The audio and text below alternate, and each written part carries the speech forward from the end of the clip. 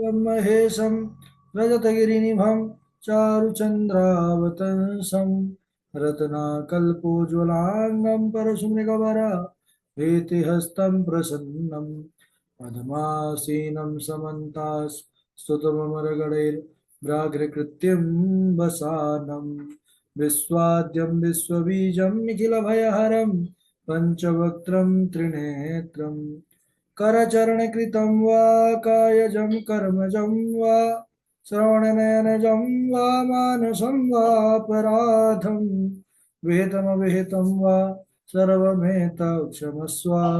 जय जय करुणाब्धे श्रीमहादेव शंभो। श्रीलक्ष्मीनाथ समारंभां नाथयामुनिमध्यमाम् अस्मदाचार्यपर्यन्तां वन्दे श्रीगुरुपरम्पराम्। अञ्जनानन्दनं वीरं जानकी शोकनाशनं कपीसमक्षहन्तारं वन्दे लङ्काभयङ्करं। भक्त भक्त भगवंत गुरु चतुर्नाम वपुएक, इनके पद वंदन किए नासत विघ्न अनेक। बोलिए शाम्य सदाशिव भगवान की जय। पावन शिव महापुराण की जय। परम मंगलमय परात्पर अखिलेश्वर अचिंत कल्याण गुणगण निधान सर्वेश्वर सर्वाधिपति श्रेष्ठ आचरणवान प्रजा के सुखदाता विज्ञान के पूर्ण ज्ञाता देवाधिदेव जगत नियंता जगत ईश्वर पंच तत्वोत्पादक विश्वेश्वर मंगल करता श्री श्याम सदाशिव भगवान के पावन चरणारविंदों पर कोटशा नमन नतमस्तक वंदने। पराम्बा भगवती जगदीश्वरी शंकर शिव प्रणवल्लभा जगत जननी माँ जगदम्बा माता पार्वती जी के पावन चरणारविंदों पर कोटशा विनती। शिवाय शंभो का यह शब्द में विग्रह शिव महापुराण को कोटि कोटि प्रणाम। समस्त भूतादिक शीय राम में सब जग जानी करहु प्रणाम जोर जुग पाए। हम सबका यह परमो सौभाग्य की पावन शिव कथा मंदाकिनी पर अवगाहन करने का लाभ प्राप्त कर रहे हैं। सदाशिव के चरित्र बड़े अद्भुत है और कल्याणप्रद है, क्योंकि कल्याण स्वरूप ही शिव है।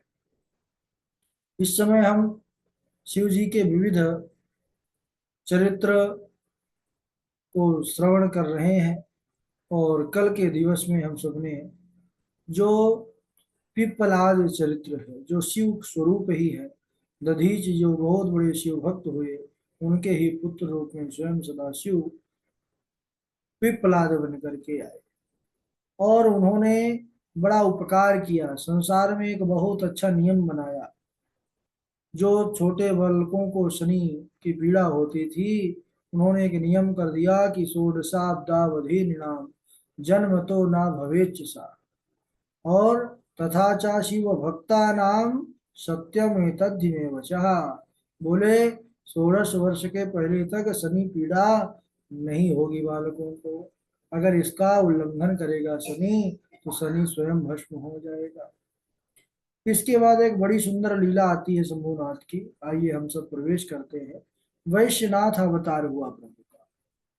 वैश्यनाथ नंदीश्वर कहने लगे, हे मुनीश्वरों, पूर्व समय में नंदीग्राम में एक वैश्या रहती थी महानंदा। वह बड़ी रूपवती थी, लेकिन वह शिव जी की भक्ति किया करती थी। वह बड़ी धनवान और ऐश्वर्य से युक्त थी और हमेशा श्रृंगार किया करती थी। सदैव उसका कार्य था, वह गणिका होकर के भी वह वैश्या महानंदा सदैव शिव नाम का जप किया करती थी। पार्वती सहित शंकर जी की नित्य पूजा किया करती थी। सर्वदा रुद्राक्ष और विभूति धारण किया करती थी। और उसके बाद एक बंदर और एक मुर्गा था। मुर्गा और बंदर को भी उसने महाराज शिव रूप बना दिया। उनको भी सुंदर रुद्राक्ष पहनाई हुई थी और ताली बजा बजा करके शिव जी के नामों में उनको नचाया करती थी। एक दिन भोले बाबा उस गणिका पर भी रीझ गए। देखिए, भोले बाबा बड़े कृपालु हैं। उस महानंदा नाम की वैश्या पर भी कृपा करने के लिए शंभुनाथ ने एक विचित्र अवतार लिया। वैश्य बनिया बन करके भगवान आ गए, व्यापारी। और महानंदा के भाव की परीक्षा के लेने के लिए हाथ में उन्होंने एक बड़ा सुंदर रत्न जड़ित एक बड़ा सुंदर कंकड़ ले लिया। अब महानंदा ने देखा कि अरे यह तो बड़ा अमूल्य है, और इन वैश्य के पास यह बड़ी अमूल्य धरोहर है, अगर यह मुझे मिल जाता तो बहुत अच्छा होता। शिव जी थे वह तो वैश्य रूप में, वह समझ गए कि इनके मन में लालच आ गया है।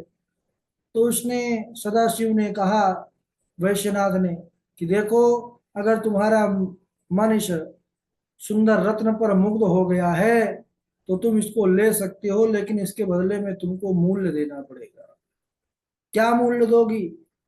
वैश्या ने कहा कि मैं महाराज एक व्यभिचारिणी हूँ, व्यभिचार ही हमारे कुल का धर्म है। यदि आप मुझे यह कंकड़ देंगे तो मैं 3 दिन तक आपकी स्त्री रहूंगी। वैश्य ने कहा, प्रभु सदाशिव रूप वैश्य बोले, ठीक है,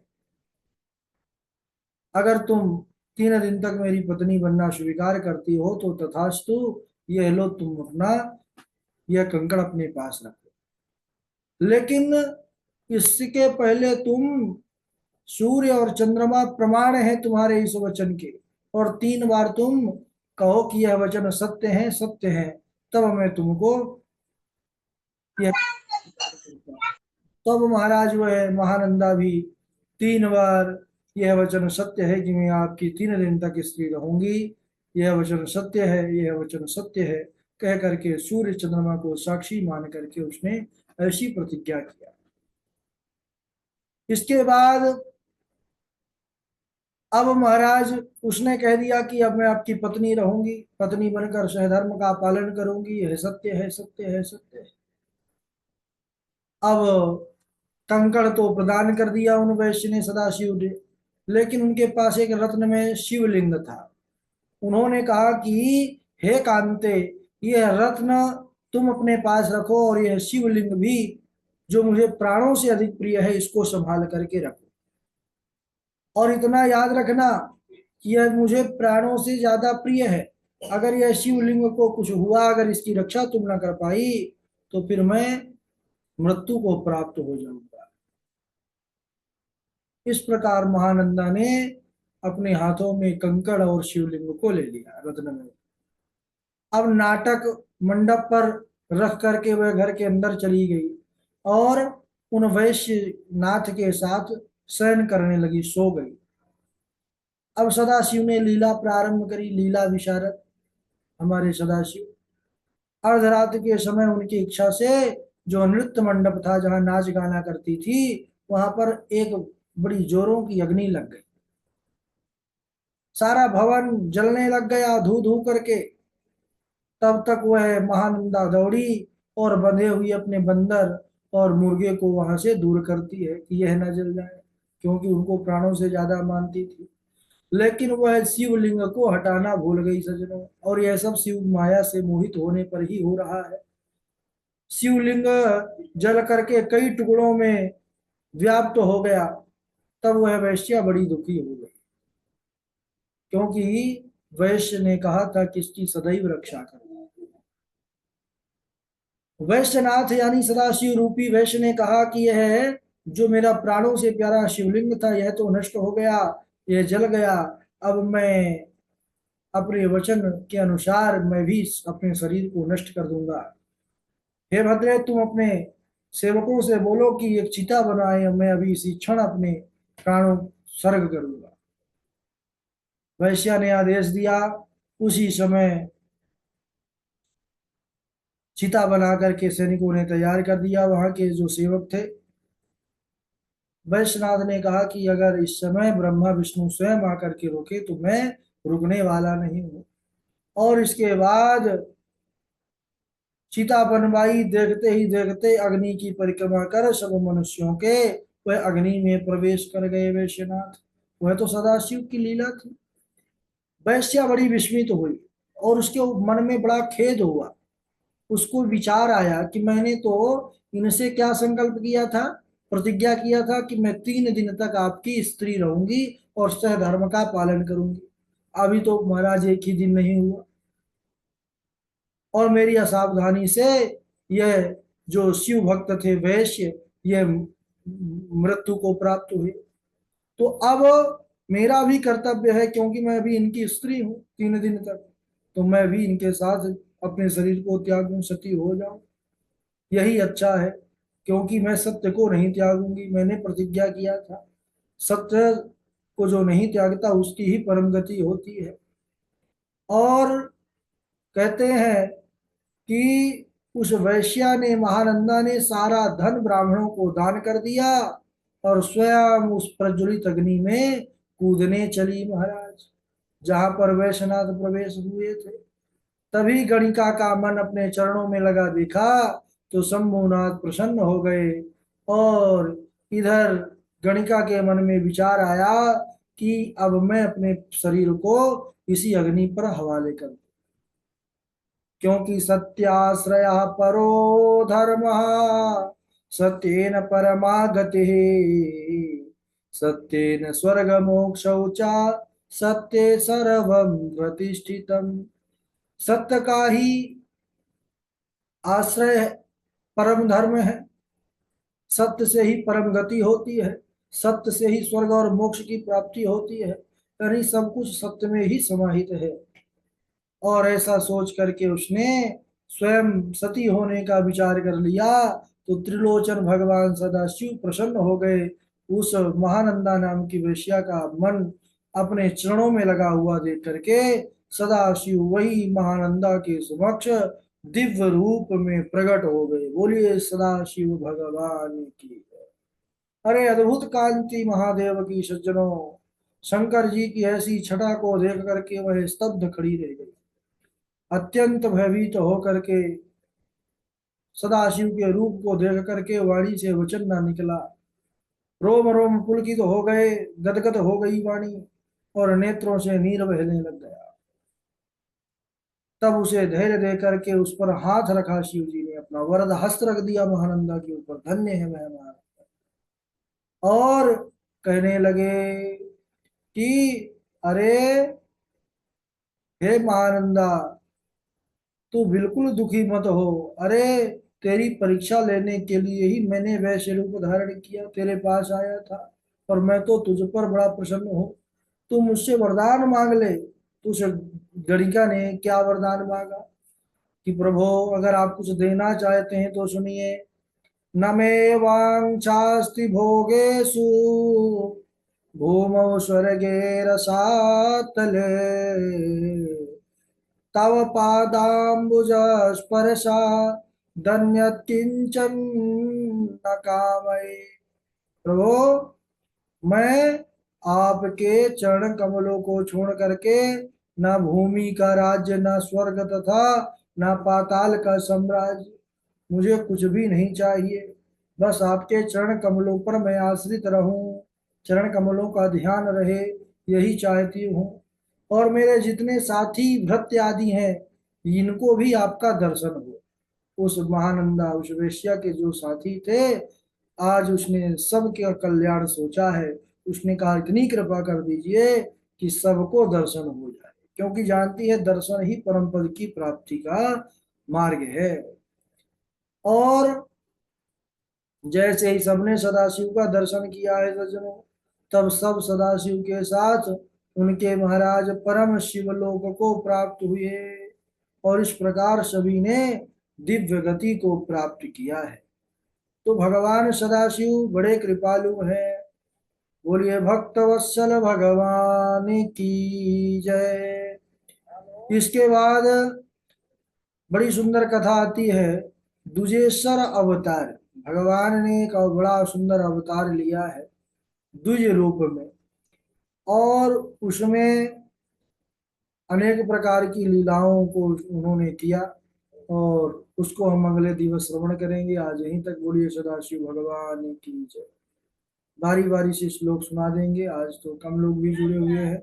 हमारे डॉक्टर साहब सुना देंगे, उसके बाद स्वामी गोपिकानंद जी, नंद जी, सुनाइए।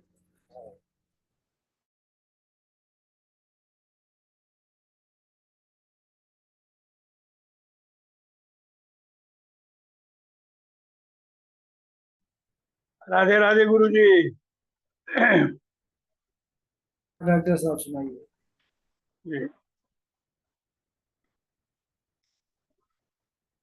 दुर्वासायां शिवम साक्षात् स चक्र हरिये हर्षितम् एवं साधारण मुनि न जानहि नपोत्तमै द्रुपद्ये च वरम प्रदातद अंजल विवर्धिनम् ते गौतमं सुतायां तद्बीजं शंभुर्महर्षिभिः कर्णद्वारा तथा अंजन्यां राम कार्यार्थम माहितम। राधे राधे गुरु जी। राधे राधे राधे। राधे गुरु जी। राधे राधे आचार्य जी। द्रौपदे च वरं प्रदाततञ्जल विवर्धनम् तैर्गौतमसुतायां तद्वीर्यं शम्भुर्महर्षिभिः कर्णद्वारा तथाञ्जन्या कार्यार्थमाहितम् अहो सुरा दुष्टतराः सर्वे सर्वकार्यदश युबुधाश्च लुब्धा तस्माश्च सर्वे पशवो भवन्तु सेन्द्राश्च मेद्य प्रभुत्यत्युवाच। राधे राधे आचार्य जी। हाँ नंद जी। राधे राधे। गत्वा तत्र परो रामस्य दुर्कामो यथा तथा शिवलिंगं समाचर्य प्रतिष्ठाय जयेत्सया इति ते कथितं तात हनुमानश्चरितं वरं धन्यं यस्यामायुष्यं सर्वकाम फलप्रदम् अहो सुरा दुष्टताराश्च सर्वे स्वकार्यदक्षा हि बुधाश्च लुब्धा तस्माच्च सर्वे पशवो भवन्तु सेन्द्राश्च मेधा प्रभुतीत्मुवाच। सत्याश्रया परो धर्मा सत्येन परमा गति सत्येन सर्वमोक्षौ च सत्ये सर्वं प्रतिष्ठितं। नमः पार्वतीपते।